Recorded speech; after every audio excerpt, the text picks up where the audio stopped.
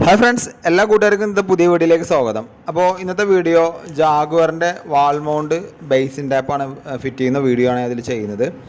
അപ്പോൾ ഇതിൻ്റെ മിക്സർ ടാപ്പും വരുന്നുണ്ട്, സിംഗിൾ മിക്സറും വരുന്നുണ്ട്. നമ്മുടെ സിംഗിൾ മിക്സറാണ് ഉപയോഗിച്ചിരിക്കുന്നത്. വാഷ് ബേസിനിൽ വെക്കാനുള്ളതാണ് കേട്ടോ. നമ്മുടെ ബാത്റൂമിൻ്റെ വാഷ് ബേസിൽ വെക്കുന്ന ടാപ്പാണ്. അപ്പോൾ ഇത് വെക്കുന്നതുകൊണ്ടുള്ളൊരു ഗുണം എന്ന് പറയുന്നത് നമുക്ക് ആംഗിൾ വാൾവ്, കണക്ഷൻ ട്യൂബ് എന്നിവ കാര്യങ്ങളൊന്നും നമുക്ക് വേണ്ട. നേരിട്ട് തന്നെ വാളിൽ നിന്ന് പ്രൊജക്റ്റ് ചെയ്തിട്ട് വരുന്ന ടാപ്പാണ് കേട്ടോ.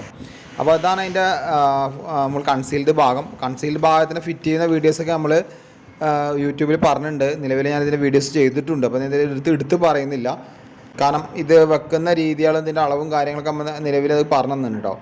അപ്പോൾ ഇത് വെക്കുന്നത് എങ്ങനെയാണെന്ന് വെച്ച് കഴിഞ്ഞാൽ ഇതിൻ്റെ കൂടെ 3 എല്ലങ്കി കിട്ടുന്നുണ്ട്. ഓരോന്നിനും സെപ്പറേറ്റ് നമുക്ക് അയക്കാൻ പറ്റും. അതിൽ നമ്മൾ ഈ സ്പൗട്ടിൽ വരുന്ന ബ്രാസ് ജസ്റ്റ് ഒന്ന് ഊരിയെടുത്തിട്ട് ഈ പറഞ്ഞ ഭാഗം ഒന്ന് വെച്ച് നോക്കി നമ്മളൊന്ന് കട്ട് ചെയ്യണം. പ്ലേറ്റ് എത്ര കൺസീൽഡ് ആവുന്നുണ്ടോ നോക്കാൻ വേണ്ടിയിട്ടാണ് കട്ട് ചെയ്യണം പറഞ്ഞത്. ഇപ്പോൾ കുറച്ച് നമുക്ക് കട്ട് ചെയ്യേണ്ട ആവശ്യം വരുന്നുണ്ട്.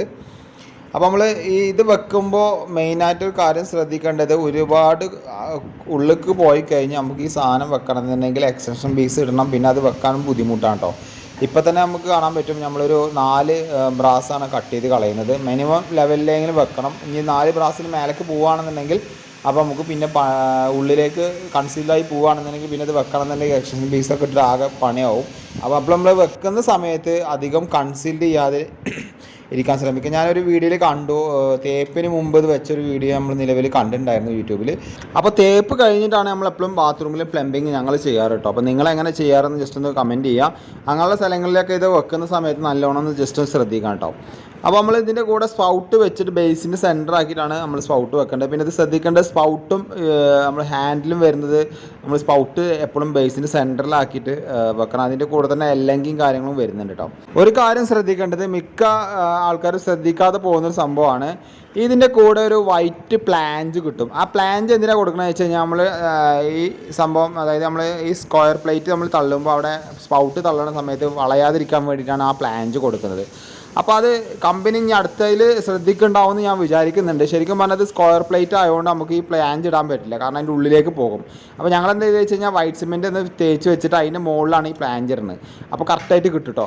അപ്പോൾ ഇതിൻ്റെ ആദ്യം വന്ന മോഡൽ നമുക്ക് കറക്റ്റായി ചെയ്തിരുന്നു, കാരണം 2 ഹോളാണ് വന്നിരുന്നത്. പക്ഷേ എന്താ വെച്ചാൽ അതിൽ സ്പിറ്റ് ലെവൽ വെക്കാനുള്ള ഒരു ഓപ്ഷൻ ഉണ്ടായിരുന്നില്ല. പിന്നെ രണ്ടാമത് കൊടുന്ന കമ്പനി ഇങ്ങനെയാണ്.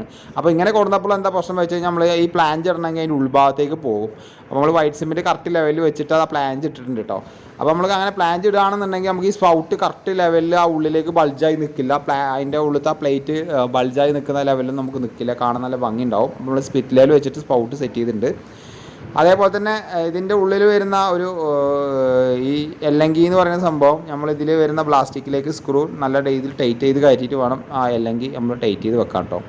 പിന്നെ ഒരു കാര്യം ശ്രദ്ധിക്കേണ്ടത്, ഇത് റൈറ്റ് സൈഡും ലെഫ്റ്റ് സൈഡും ആണെന്ന് നമുക്ക് തിരിച്ചും മറിച്ചും വെക്കാൻ പറ്റും. അപ്പോൾ നമ്മൾ എപ്പോഴും ശ്രദ്ധിക്കേണ്ടത്, ഹാൻഡിൽ എപ്പോഴും വരുന്നത് ലെഫ്റ്റ് സൈഡാണ്, അതായത് ഇടത് ഭാഗത്താണ് നമ്മൾ എപ്പോഴും ഹാൻഡിൽ കൊടുക്കേണ്ടത്. റൈറ്റ് സൈഡിൽ വെക്കുന്നവർക്ക് അങ്ങനെയും വെക്കാം, ഓരോരുത്തരുടെ ഇഷ്ടമാണ്. നമ്മളെപ്പോഴും വെക്കുന്നത് ലെഫ്റ്റ് സൈഡാണ് അധികം വെക്കാറ്.